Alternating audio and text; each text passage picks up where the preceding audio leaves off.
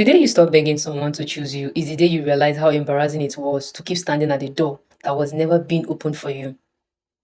You were not too much, you were not unworthy, you were simply asking the wrong person to give you what they had already decided not to give. There is a version of a woman that exists before she learns to choose herself.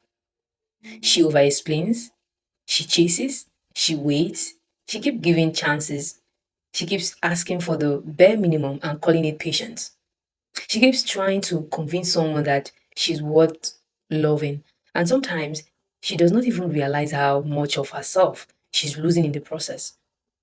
She's so focused on being chosen that she forgets to ask herself a very important question, which is, do I even choose this person? This message is for me too because I think many of us have had moments where we wanted someone so badly that we ignored what their actions were telling us. We kept hoping, we kept waiting, we kept making excuses. But one day, something changes. You get tired. Not tired of loving, but tired of begging. And that is when everything begins to shift. You stop chasing people who keep making you question your word. You stop forcing conversations. You stop trying to convince someone to appreciate you. You stop accepting crumbs just because you are hungry for love. You realize that being chosen means nothing if you have to beg for it every day. So you start choosing yourself. And the woman who chooses herself looks different.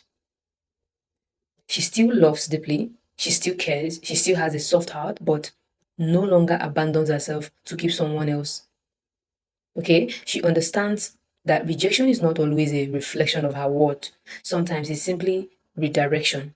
Sometimes the door closing is at is what finally teaches you to stop standing outside it. And when you stop begging to be chosen, you become more peaceful. You stop competing for attention. You stop comparing yourself to other women. You stop asking, what does she have that I don't? You finally understand that the right person will not require you to compete for basic love and respect. You also learn that being alone is better than being constantly reminded that you are unwanted because loneliness and rejection are not the same thing. You can be alone and still be whole. You can walk away and still be loved. You can lose someone and still find yourself. And sometimes finding yourself is the greatest thing you could ever gain. The woman you become after you stop begging to be chosen is not cold. She's clear. She knows what she wants. She knows what she deserves. She knows what love should not require her to constantly prove her value. She understands that someone else's inability to love her properly does not make her unlovable. And most importantly, she stops asking, why didn't they choose me? She starts asking, why did I keep choosing someone who would not choose me? You know that question changes everything, right? Because now the power is back in her hands. She's no longer waiting for someone to give her permission to feel worthy. She knows she no longer needs someone to validate her beauty. She knows she no longer needs someone to confirm that she is enough. She knows that the freedom that comes when you finally stop begging.